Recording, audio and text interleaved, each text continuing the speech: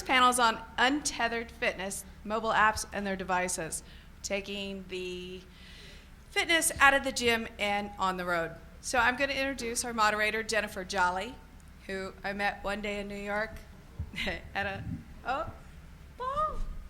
hi. Sorry for the confusion. I met Jennifer. We talked on the phone a few times. We had been referred to one another, and she says, you know, I'm doing a shoot in New York. Why don't we meet for lunch? And you know, I don't like meeting people in person. I like the phone. So, but I said, all right, fine. And so we met in a nice little midtown restaurant, and I was a little nervous, and I didn't know if I'd recognize her. And I walk in, and there's this gorgeous blonde sitting over by a window with like this halo light around her, and I went, oh God, great, with a big margarita in front of her. And I said, okay, we're going to be fine. We sat there for 3 hours talking.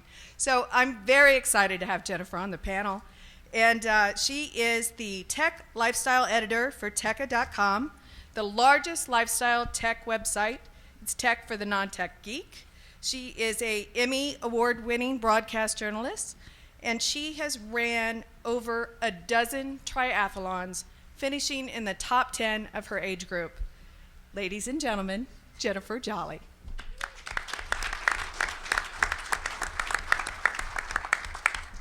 And yeah, I can totally hold my own with the margaritas.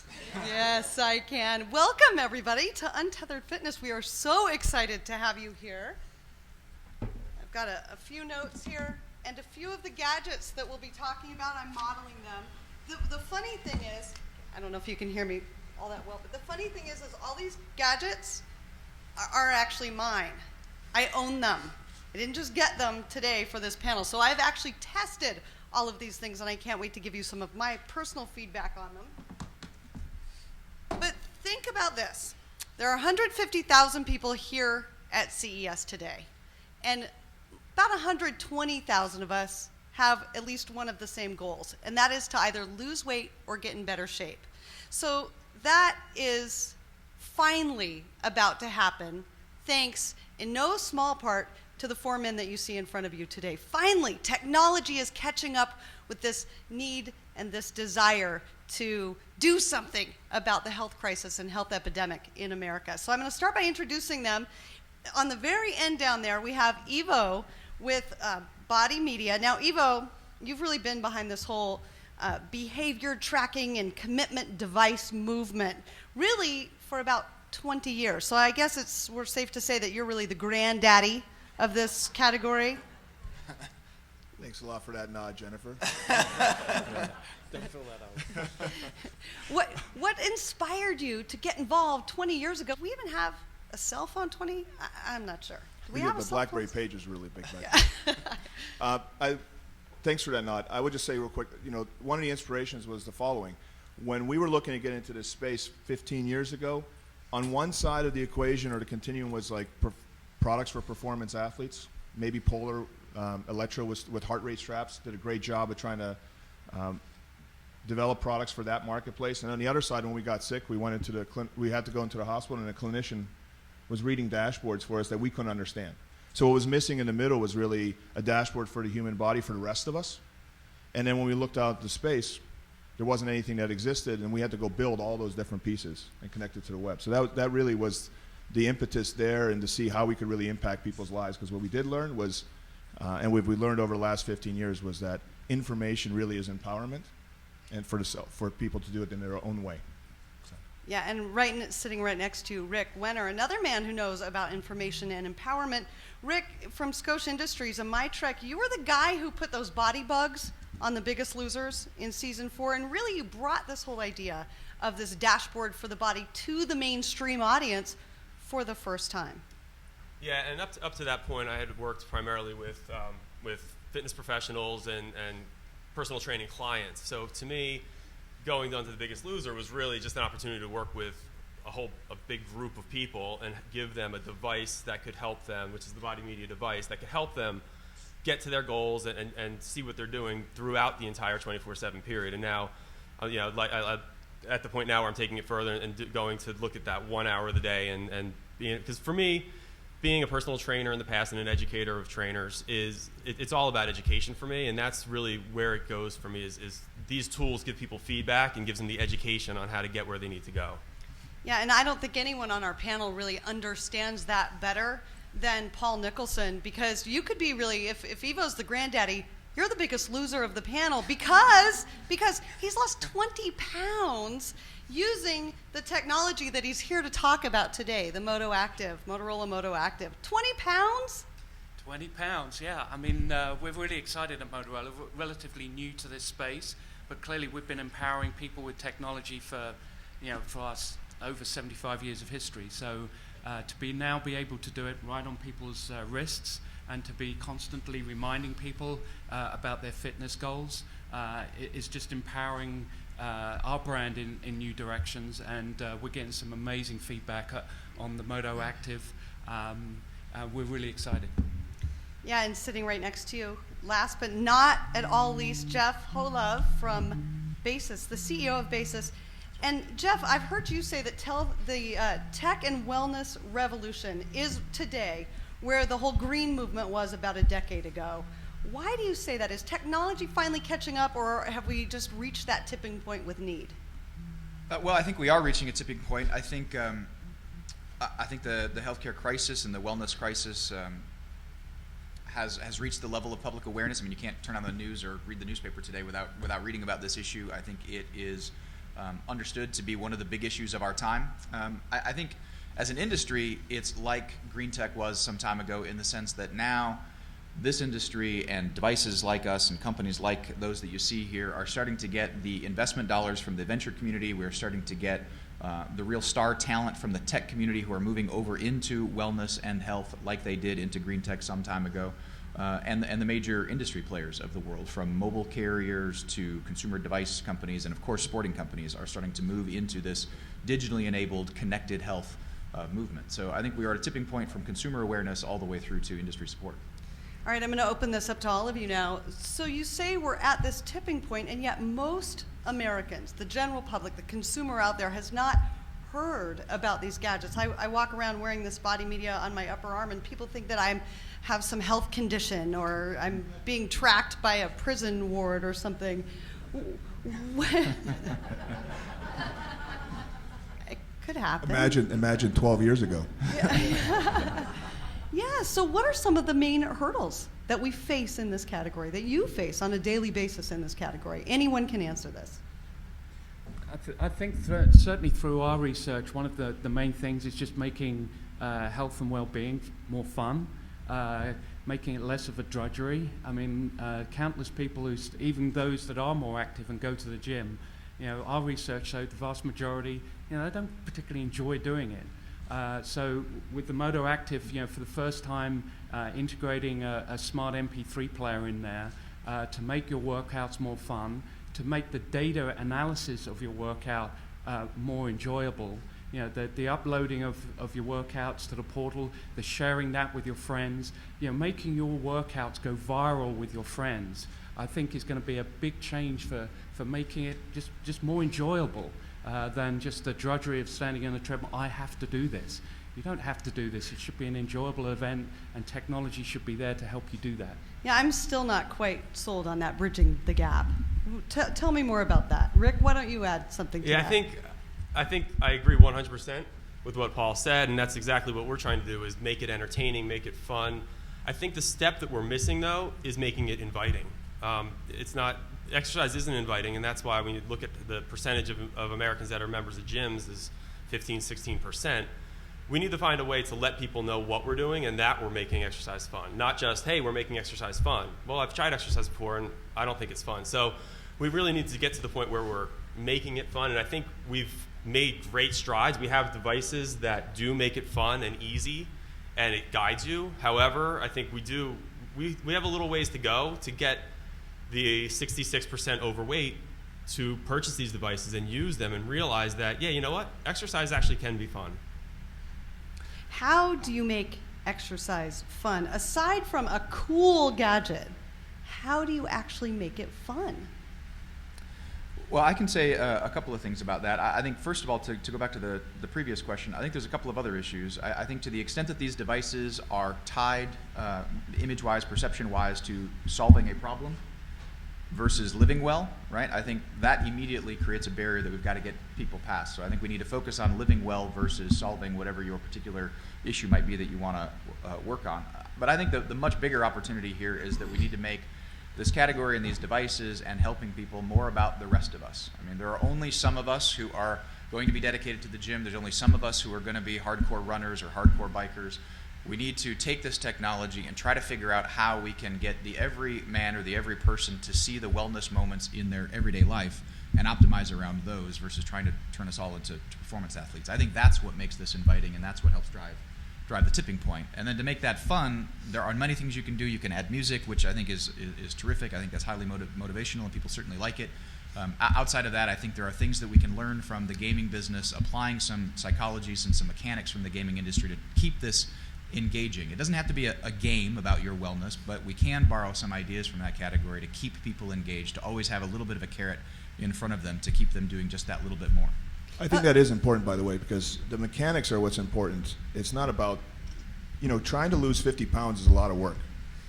And you can put as many games in front of you want people, but really the health benefit in the end is really where you want to promote that kind of healthy behavior. And so the mechanics are important, but if you just say it's fun, it'll just turn into another gadget that you put back into your drawer. So doing it right in a way that does empower people to see those results and then do it in ways that they can be social makes a total lot of sense. But you got to do it in a way that is right, because if the devices aren't accurate, for example, and you don't get the right kind of feedback, you will put it in the drawer because it's not giving you the kind of feedback that you want. Game or not, it won't give you the kind of opportunity to be able to move to the next stage in your journey.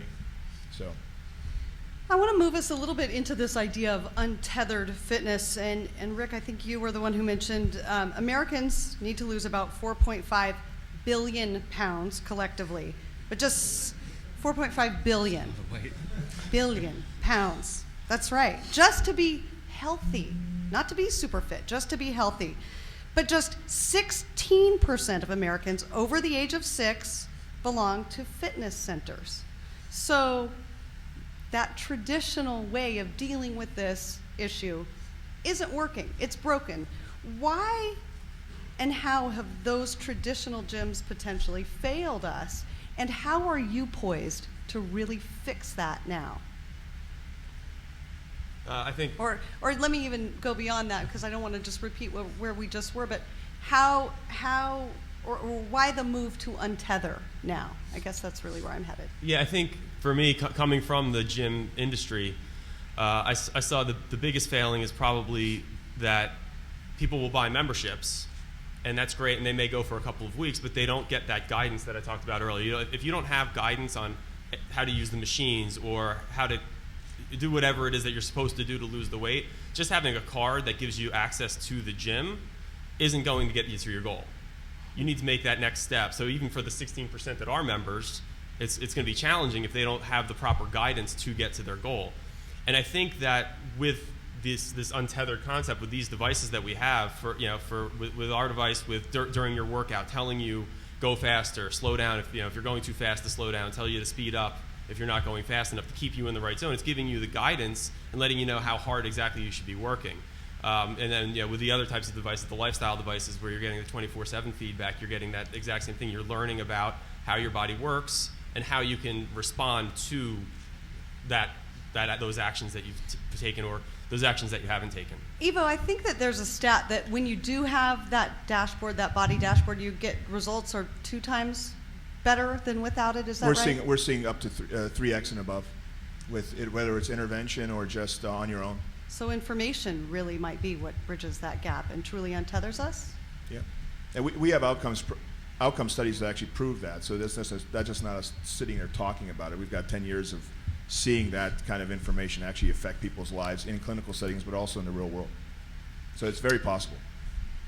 I think one of the issues, I think lots of people join gyms, and then particularly around this time of year, and then the gyms are very full for a week or two, and then they start to get empty by February. I think one of the dynamics in this space that is just a fact of life when it comes to wellness is it takes time and it takes effort, and you don't see immediate results.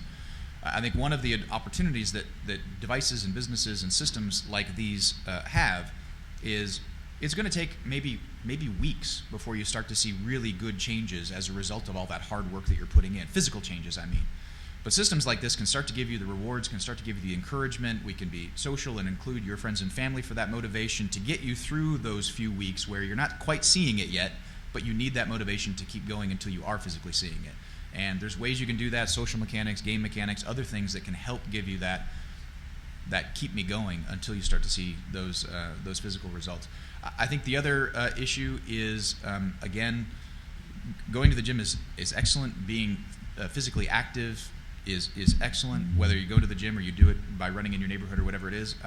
But the other 23 hours of your day are just as important, and there's a lot of insight that comes from those other 23 hours about how well you're living and how we can optimize how well we live. That isn't just about sort of our athletic performance. And I think the more that we can incorporate those other 23 hours of the day and give you insights and help on that, the more this will seem not just like you have a wellness activity, a health activity once in a while, but it's really about the whole day. And Jeff, I think you're kind of bringing up a discussion that happens in this category and in this space a lot. Of the 200 exhibitors in this health and fitness space here at CES, there's kind of this divide of lifestyle versus more hardcore fitness. Are you guys thinking that one is better than the other? Are you going after these different audiences and consumers? Well, it was certainly for us. I mean, you would have seen we involved Bob Harper in the launch of the Moto Active. Certainly for us, one of the key learnings and feedback that he gave was not to underestimate the power of that other 23 hours of the day. So, the fact that we've got step count right on your wrist, reminding people that fitness isn't about that 40 minutes in the gym, was big for him. And I think we really were underplaying that. I think the capabilities of, again, untethering the technology and taking it with you throughout your day is a real game changer. I wonder, though, you mentioned untethering technology, but really, some of these devices, some of you in this audience will argue that this tethers us more than ever before. Like our cell phone, we're just stuck. We're glued to that thing. Well, now is it going to be the same thing with these fitness devices? Yeah, but Jennifer, I mean, again, you can know when your coffee maker's done. You don't know what's going on inside your body. So this dashboard concept has just not existed in mainstream. But once you have that, it has a lot of empowerment there. I would say another thing, we potentially serve different kinds of demographics that are out there. But a lot of our users, a lot of times when they buy into our system, they might not have seen a gym in years, right? So it's really, it's the concept about the gym, it's been a great fruit for America and a lot of different countries. But I think the main thing is that when you start to have this kind of feedback, this dashboard, then when you're out there walking with the kids, going to school, deciding how do you park the car a little bit differently when you walk into the office, you start to learn that 24/7 opportunity is to really extend that activity part of your lifestyle, and then your food, and then how you sleep and so forth. So that balance that you can bring to the table is only there if you have a dashboard, number one. But number two, a lot of people, with the stresses that we have in our lives, kids jumping back and forth, to different meetings and, games, the soccer games and so forth, having something that just goes to show you that you can actually have fitness in your life all the time, not just at that point when you go to the gym, which is another struggle in your schedule. So we see it as an opportunity to teach people that the gym is great, intervention is great with trainers like Rick, but you can also start to learn it on your own. Well, sort of linking back to this idea of gadgets and fitness gadgets, I've had a big challenge, a big hurdle in logging everything that I eat.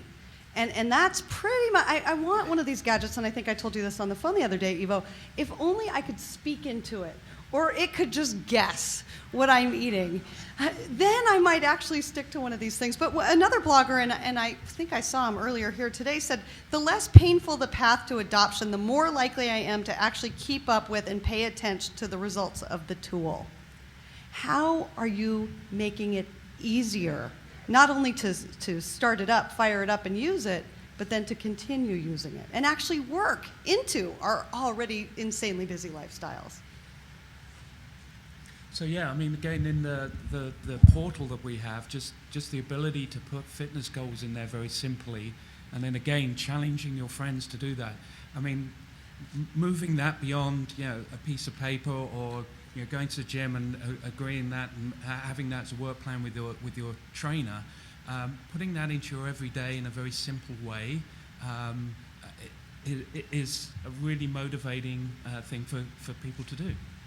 So I can't just tell it what I ate yet? Watch this space. I mean, we've seen the growth of smartphones over the last 4 years. The horsepower that these products are now getting, I just say watch this space. It can't be too far away. 2012. You heard it here first. Lots of promises It's a about serious 2012. pain point for me, guys. And a lot of you are nodding your head like, oh, we know. Well, I think, I think most of us have systems that work this way. I think the absolute key was embedded in the question that you asked, which is really this has to be passive. This has to be automatic in the background. Collecting this data can't be something that the consumer has to log and remember to do and rely on their own accuracy or their own memory to do. Now, unfortunately, you've raised one issue where it just fundamentally does rely on logging. When you're going to log food, there's just no getting around the fact that you've got to actually keep track of that. As was indicated, there's lots and lots of innovation happening there. It's getting easier. It's getting better. It will get there eventually. But systems like this, where you're going to be relying on real scientific data to help then tell you something insightful about your health and how you can live better, that's got to be built on real data, and it's got to be reliable, it's got to be accurate, and in order to do that, we believe it can't involve consumer logging. It's got to be passive and automatic. So these kinds of devices that you just wear and all this happens in the background, you don't have to think about it, I think is a huge step toward making it something that you can sort of keep up with, because there's not that much to do. And I think the limitations are starting to change. I mean, it was brought up earlier, but we're constantly looking at, I mean, Jennifer used some of our early products. Rick knows better than anybody how our early products were. We continuously work with partners in the technology field to bring more and more of the technology forward to simplify the experience, simplify the size. Obviously, these are wearable products on body for us, and you need to have comfort, that kind of simplicity. But then, how do you automate things, whether it's the sensor side or it's the horsepower side, other pieces? But I think part of that simplicity, as you keep looking at it, is like, it's amazing. I'll just say this because I said it a little bit earlier, but we talk about gaming, we talk about making more fun, we talk about putting more technology on these pieces, but the information really is informative. Like, we have, I don't know, last time I looked, we're either close to or over now, about 100 million days of data collected over the last decade. Wow. Of people out there in the free living world. And all it was a simple dashboard. Right, simple information. It didn't have all the gaming. People are using the information as a gaming technique that they brought to the table. So you can start with something it's just simpler than an Excel spreadsheet graph, right? That was where the world started. So I think if you can just do a few of these moves, simplicity will start to come. Food logging, all of us are working on things. Hopefully we'll be able to pull that into the balance equation. But there's a lot of applications that food logging is part of it, but there's these other pieces are just as important or could be automated where you don't even have to worry about food. So. I was one of those people who ran right out and bought this. Yes. When it came out. Did you guys do that too? Because it looks cool, right? It's not too big, it fits under all my outfits, and it didn't work at all. So, Jeff, I know you've waited to launch with Basis. What have you guys learned as a result of either your own or others' mistakes? And be specific. Well, I won't comment on the woes of others. I will just say it's a good reminder to all of us in this space that this is hard. That coming up with a device with all of the many sophisticated sensors that we're doing, trying to be at affordable consumer price points connected to sophisticated cloud services, it's not easy, even when you've got an army of people working on it, and startups don't have an army of people working on it. So I think the important thing is, to respect that. As wonderful as the consumer demand is, as wonderful as it is to hear consumers sort of begging for the product, that you've got to have the discipline to wait until you believe that it's ready, and apply the lessons that we've all learned very recently. What's the next big thing? Well, can I, just before we get into technology, kind of, if that's a technology lead-in? Technology, fitness, health. What I can, run to the store down the street and buy, and it'll fix all my problems. Okay, so I just have one clarifier, and then maybe we'll wrap back on. But there is an awareness on top of the building these products. There's definitely an awareness opportunity here, and things like here at CES and the way the category is growing leaps and bounds in the last 2 years have been great. But one of the things we're finding out is, like, just like Polar showed a long time ago, I mean, if you try to go into one retail outlet and you think that's going to be gangbusters, this is about putting in front of people where they work and where they live every day. So it's not just in a retail environment, it's in corporate wellness, it's in the doctor's offices and so forth that this thing can have that kind of opportunity. Because when we sit in focus groups, people talk about that gap out there. They want a product like the things that we're talking about, whether it's performance sports, it's wellness, it's diabetes. They just don't understand that it's there. Yeah. And we only have so many dollars to push it. So I think one of the things I'll put out there, I mean, and Jeff alluded to it earlier, I mean, there's like 10% people who are genetically gifted. There's about 10% are really motivated out there. Then there's the rest of us, and we prioritize other things in front of our health. So until, like in the audience, maybe United Healthcare, but I know they're just down the street from us in the booths downstairs. I mean, until those providers put a situation in front of people where the actual incentive hits their checkbooks, that's when you start to have an awareness build that starts to happen, but it also gets a totally different motivation level. In the meantime, we have to do our job well. We have to put it out in outlets that are going to be very responsive for people out there where they can find it. And then I think you'll start to see this momentum start to build. Because if we do our job well, I think the Uniteds will actually turn around and say, hey, that's something to invest in. So I think that's really part of our chore and part of our challenge is to make sure that we do our job well for the consumers out there so that those outcomes really support the results for this kind of larger awareness. Sorry, that wasn't necessarily technology, but it's not about technology always. And then, just to add on to that, there's price. We haven't even talked about the cost of this stuff yet. But we learned from this little gadget right here how much people are really willing to pay for the stuff that does work. At what point does this become affordable? And then, of course, my reporter brain thinks, how much money we spend on fixing our health after we wreck it. But let's just, before we open it up to Q&A and start thinking of your questions, because we're going to do that in just a few minutes, talk to me about price. Well, I think the big part of that is you have to look at what do you want exactly, because if you're simply looking for the education about movement, there are simple pedometers that could be $10, $20, and you're not getting as much data. You're not going to make as many changes in your life, obviously, but there are some simple, really inexpensive solutions that can get you going in the right direction. So I think it depends on how much data you're looking for and what type of data you're looking for is going to obviously guide the costs. Well, and I think goes to the overall health debate as well. I mean, just the cost of healthcare, not just in this country, around the world. I mean, when you see what technology is doing for, say, the car industry and how companies are now using technology and even subsidizing technology to help people with their insurance and all of that kind of stuff. I mean, that is going to be a big move when you start getting people realizing that preventative care is so much more cost effective, and you can get insurance companies encouraging you to take these kind of fitness steps, be it joining a gym, getting some kind of technology device to help track, using that data with the health insurance company potentially as well. Okay, I want to open it up to questions. Can I add one more to that, though? Sure. It is amazing to build on the point that $150 to help your health out is considered such a challenge, considering all the other things we pay for. Yes. And the fact that everyone keeps forcing us to actually reduce the prices even lower than possibly we can even produce them at, depending on where technology's at.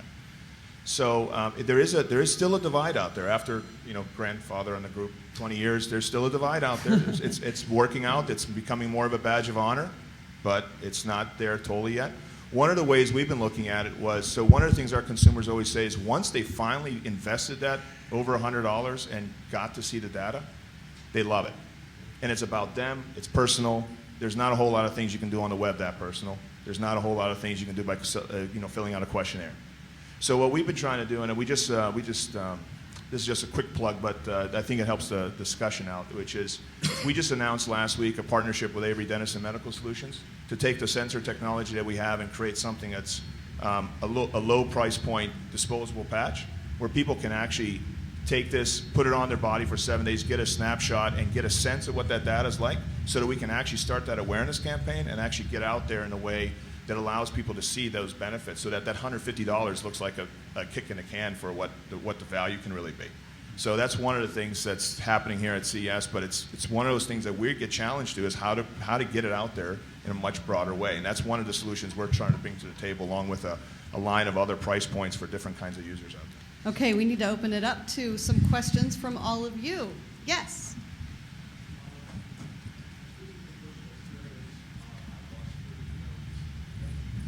Okay, hang on one second. He says he's lost 30 pounds multiple times. The same Haven't 30. we The all? same 30 pounds. That's That's exactly the point. Losing weight's the easiest thing on earth. Keeping it off is impossible. How many people do you really know who have actually kept it off? So I'm asking, don't you think that needs to be the focus? Because, this isn't weight loss that I've experienced recently. It's just a trough. It's a wave, and it's going to go back unless I do more than it took to lose it. I have a feeling Jillian is going to speak to you, too. Gillian's on the way. Yes, she's on her way. She's almost here. Yeah, I think that makes me think immediately of the education process. It needs to be, these devices can't be a crutch. They can't be something that you're going to depend on for the rest of your life to get you to your goal. They need to be something that teaches you how to do things the right way. And when you take the device off or stop following whatever it is you're following, you don't forget about it. You remember the things that you did while using the device that made you successful. So it really comes down to education and not leaning on these tools as crutches, but using them as information. Yeah, my friend loses 10 pounds and I find it, and then I lose it and she finds it, and yeah, I get that. That is an issue. Well, I would just add, well, first of all, congratulations for continuing to try. Not everyone does, so good for that. And I think this comes down to developing good habits, and part of that is education, and part of it is the engagement effort that we were talking about earlier. What people tend to do is they get to whatever their goal was, and then they sort of stop whatever got them there. They take off the device, they stop whatever the program is because they've achieved the result. And of course, what happens is you need to continue that behavior to sustain or continue moving in the right direction. So I think this is about keeping consumers engaged in this, and that's, of course, about education. It's about having good data that is genuinely useful to them, and then it's about those other things we were talking about, social mechanics and game mechanics and other things that keep you engaged and having fun. Yeah, our director of customer support is totally confused some days why we get so many cancellations for all the right reasons. Because people on a subscription, they're actually going to their goal. And what we need to work on the engagement side as a whole category is to show people that the advantage is not just to the goal. It's an everyday thing, which for sure Jillian's talking about. So. Yes. And you can shout and I'll paraphrase if you want.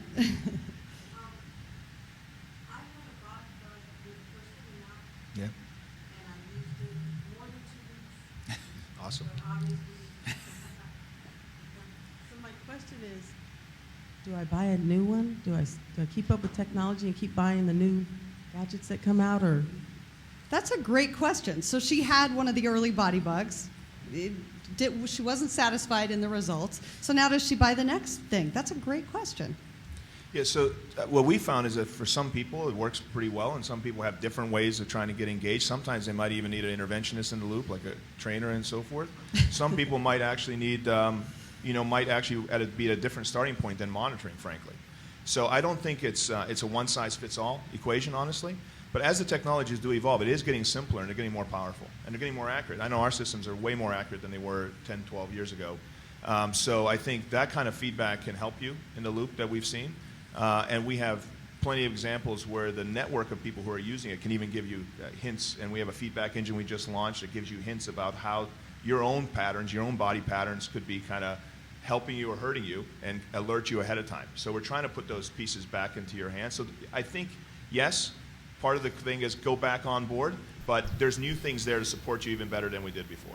That was from our perspective. Yeah, it really, the technology has come so far in such a short amount of time. As such, it should be built on a platform that can be updated, right? So, I mean, you see what people are doing with smartphones these days, constant, innovation in apps and software and all that kind of stuff. these devices should be upgradable so that when these advances that come along, it shouldn't be, I've got to go buy the new one. Be it firmware updates or even software upgrades, that it should be built on a platform that's been upgradable. As the newest kid on the block, I would say, yes, you should buy the new thing. But it's not quite out yet, but it will be soon. But I want to reinforce this idea that came up. Each of us gets engaged in these things. Each of us learns in different ways, right? So you need to find the experience, and it's not always going to be obvious in your first try. You need to find the thing that actually works the way you do. Some of us are going to be more data-oriented. Some of us are not going to be. You just need to find the thing that works in the way that you work.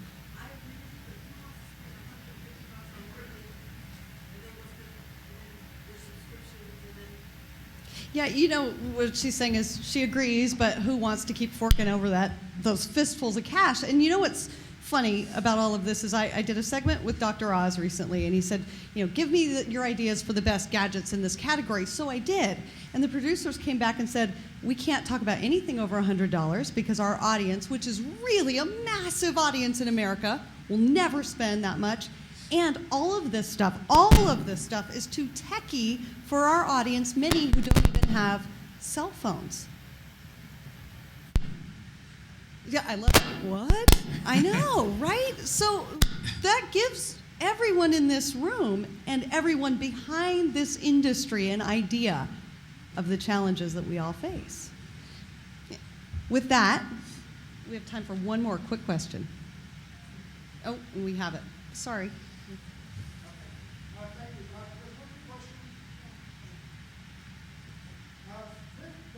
Costs actually do rising, and a lot of your bigger companies offering incentives for employees to not only live healthy but lose weight.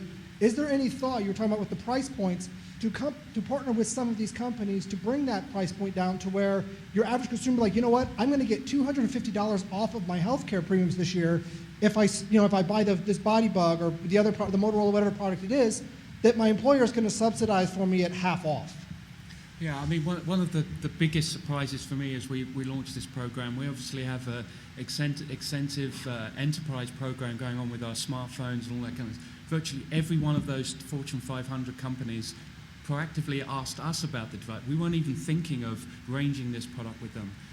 But they immediately were like, we want to get this into our employee purchase programs. The vast majority of those companies have some kind of wellness program for their employees, and that was a real kind of surprise to us. So I think you're dead right. Again, that incentives for people to cross that price barrier, I think, is a big part of the equation. Okay. Any other final thoughts before you know who comes out? Everyone, I'd like to give you all a chance to just kind of summarize what Untethered Fitness is about for you and this idea of where we're headed. Sure. I mean, for me, untethered is not about unconnected, to go back to a question you asked some time ago. It's about unanchored. It's about being unanchored to whatever that point of wellness is that you've had in your life or needed in your life, your stationary bike or your gym or whatever. It's about finding wellness in and throughout your everyday life, finding those moments that are positively contributing, having a system that makes you aware of those things so that you have the information to work with. I think that's where it's heading. There's clearly going to be more connected devices. Price points are going to continue to come down. This category is exploding. I do want to express a little sensitivity around this price point issue because I think it's a false premise. Consumers spend plenty of money on devices that are far more expensive than the devices in this category. iPads, to use your point, Kinects and TVs. PlayStations and right, all of these things. Yeah. This is not an absolute price point issue. It's a perceived value and a prioritization issue. Consumers absolutely prove year after year after year at this show in particular that we'll spend this kind of money. It's just a matter of putting it front and center, making people aware of it, I think, is job number one. I think that's absolutely right. People are just not aware that they can spend this kind of money to get this kind of service, and that's what this category needs to work on. Okay, Paul, final thoughts. Yeah, as I said, we're relatively new to this category, but I think we're very excited by the potential. I think it is incumbent on the whole industry to work together to bring the potential to fruition. And I think it's been proven in many industries that building an ecosystem, an open platform that various points can plug into, so that really the consumer can control and devise their own health and well-being program. Be it gyms, the role of technology, the role of the internet, the role of their friends and family in that ecosystem.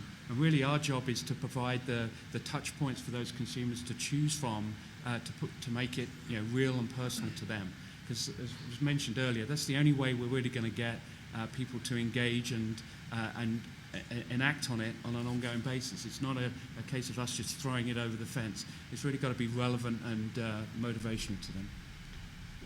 Rick. I think one of the big words for me would be empowerment, and as I've said probably 5 times already, education and making the user understand what's going on with their bodies. The more tools that we have at our disposal, the better chance we have at getting the results that we need. And I think a big part of that is having all the data in one place. And the sooner we can do that, and the easier we can make it. And that's I think one of the biggest things is going to be ease of use and coolness factor as well. So we always have to make it a little bit cooler to get people to buy it in the first place. And once we can do that, make it easy to use, make it motivational, and then I think we're on the same boat with Motorola in that we want to keep it entertaining. And if once we get that person to make that decision to exercise, make it so they forget they're exercising. Make them think that they're having fun. Oh, Ivo, would you make exercise fun already?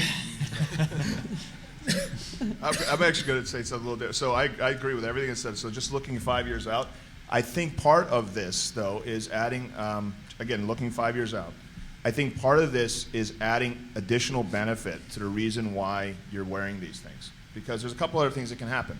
Once you understand, so like I said, we have somewhere around 100 million days of data, hundreds of thousands of users. They're in the wild. I don't think anybody else in the world has a database that big, maybe only in diagnostic medical product land, but never in free living.